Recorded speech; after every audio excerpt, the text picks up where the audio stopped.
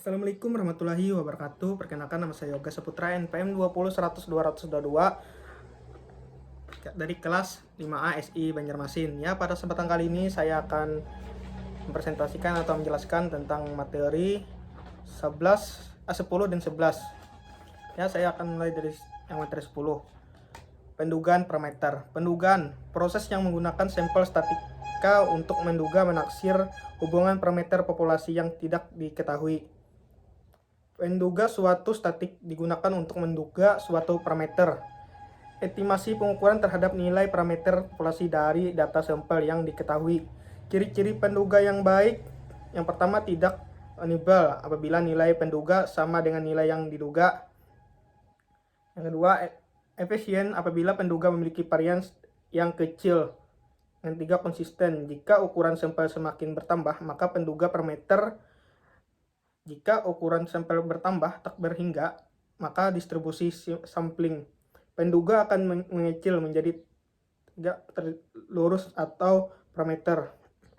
Jenis-jenis penduga berdasarkan cara penyajiannya. Satu, penduga tunggal, penduga yang hanya mempunyai atau menyebutkan suatu nilai.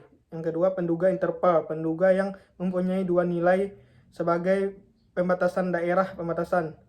Jenis-jenis pendugaan berdasarkan parameter pendugaan interval untuk rata-rata.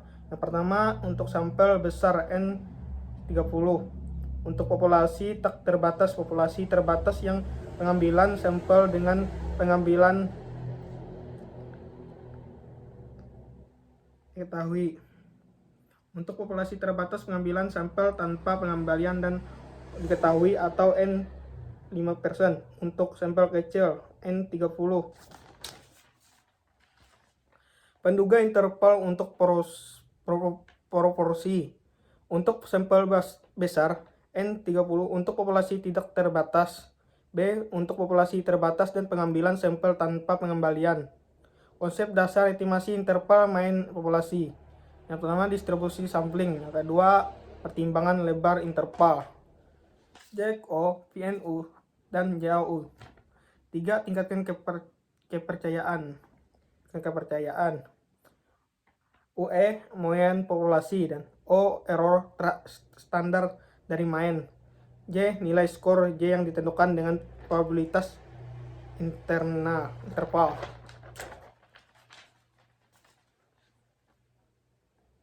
Yang kedua, untuk sampel kecil N30. Sebuah sampel sebanyak 25 sebuah apel yang diantaranya apel kualitas rusak dengan interval keyakinan 90%. Tentukan populasi yang rusak. Penduga interval beda dua rata-rata. Bila ada dua populasi masing-masing dengan rata-rata UI dan UI2, variasi dan UI1 dan OI2, maka estimasi dari selisih U dan U adalah X1 dan X2 sehingga Z menjadi hasilkan. Penduga interval berdasarkan rata-rata untuk sampel berdasarkan dan O1 dan O2 diketahui. Untuk dua sampel kecil dari O21 dan O22 tidak diketahui selang kepercayaan 1-A 100%. Contoh, suatu sampel random sebanyak 12 buah dari jenis produk yang dihasilkan oleh suatu perusahaan mempunyai berat rata-rata 300,11 gram dengan standar devisi 0,771 gram. Sedangkan sampel yang lebih dari jenis produk yang dihasilkan perusahaan lainnya sejumlah 15 buah dengan berat rata-rata jauh standar devisi distribusi buat produk disumsikan berdasarkan normal estimasi berbeda rata-rata sebuah dengan tingkatan kepercayaan 50% misalnya. Penduga interval beda dua populasi.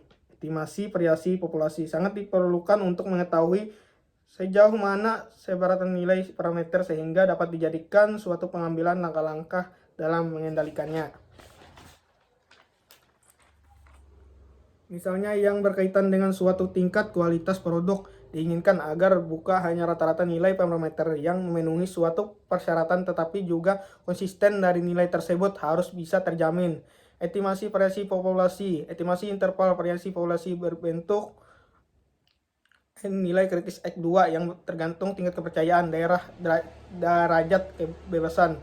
A sama dengan 1 tingkatan kepercayaan sharing disebut chain of error.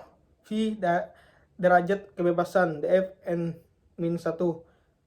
NB untuk menghitung diperlukan label distribusi X2. Contohnya, suatu mesin pengisi gandum keadaan kemasan dirancang untuk bekerja mengisi gandum ke dalam kotak rata-rata sebanyak 25 kg. Suatu pemeriksaan terhadap 15 kotak menunjukkan bahwa standar pengisian gandum itu adalah 0,0894 kg. Estimasi defisi standar populasi dengan tingkatan kepercayaan 50%.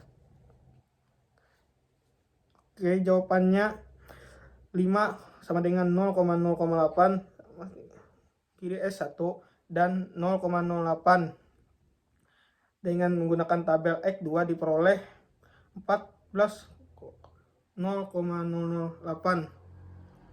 dan hasilnya 0,043 miring 0,2x dan 0,19 dan 0,066 OX 0,141. Ya, selanjutnya saya akan menjelaskan materi 11. Uji hipotesis. Tujuan instruksional khusus, mahasiswa bisa melakukan pengujian hipotesis menerima atau menolak suatu atau hipotesis mengenai populasi. Definisi hipotesis statik. Pernyataan statik tentang parameter populasi. Statik adalah ukuran yang dikenal pada sampel SPTU rata-rata S samping buku S2 variasi R relatif. Penolakan suatu hipotesis tersebut salah. Penerimaan suatu hipotesis tidak punya bukti untuk percaya dan sebaiknya. Hipotesis berarti lemah atau kurang, tesis berarti teori sebagai bukti pasang hipotesis. Hipotesis 0 HO. Hipotesis diartikan sebagai tidak adanya perbedaan antara ukuran dan sampel. Hipotesis alternatif H1 lewat hipotesis 0 adanya perbedaan dan populasi dengan rata-rata sampel. Bentuk rumusan hipotesis deskripsi tentang nilai suatu variabel, mendirikan atau membuat perbandingan hubungan. Hipotesis kreatif menunjukkan dugaan nilai dalam suatu variabel atau lebih sampel perbedaan. Hipotesis hubungan asosiatif menunjukkan tentang hubungan antara dua variasi atau lebih jenis galat TPF error. Galat 1 jenis 1 menolak HO yang benar. Galat jenis 2 menerima HO yang salah. Ciri-ciri hipotesis yang baik. Hipotesis yang harus menyatakan hubungan. Yang kedua, hipotesis harus sesuai dengan fakta. Yang ketiga, hipotesis harus sesuai dengan ilmu. Yang keempat, hipotesis harus dapat diuji.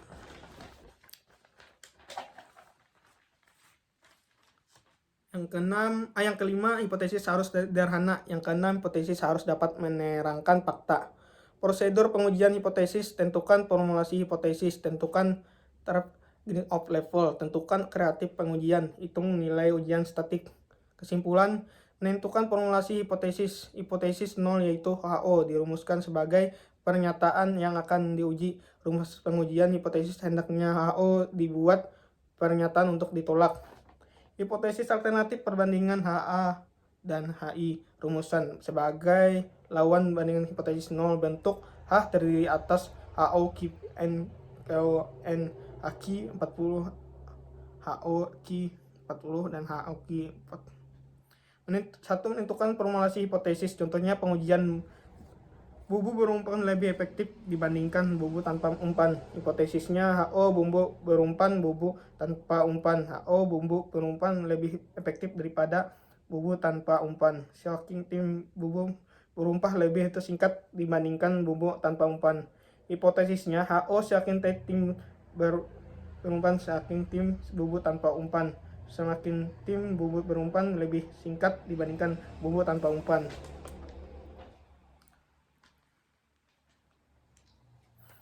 2. Tentukan taraf nyata. Technique level. Taraf nyata A adalah besaran toleransi dalam menerima kesalahan hasil hipotesis terhadap nilai parameter populasi. Taraf ada bentuk 0,% umumnya sebesar 1%, 5% dan 10% ditulis AO atau O5AO.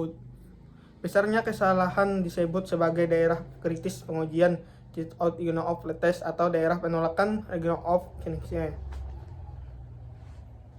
Tentukan kritik pengujian bentuk keputusan penerimaan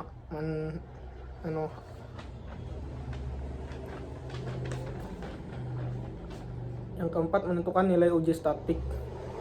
Menentukan nilai uji statik uji hipotesis 2 rata-rata sampel besar. Menentukan nilai uji statik uji hipotesis beda 2 rata-rata. Tentukan nilai uji hipotesis beda 2 rata-rata. Ya, D rata-rata nilai D. SD simpang baru nilai D. N banyaknya pasangan. To berdiskusi DB N1. 5. Membuat kesimpulan. Pembuatan kesimpulan merupakan penetapan keputusan dalam hal penerimaan atau penolakan hipotesis 0 yang sesuai dengan kriteria pengujian. Ya, itu saja yang dapat saya sampaikan pada materi ini. Kalau ada kata salah hilap mohon maaf. Sekian dari saya. Wassalamualaikum warahmatullahi wabarakatuh.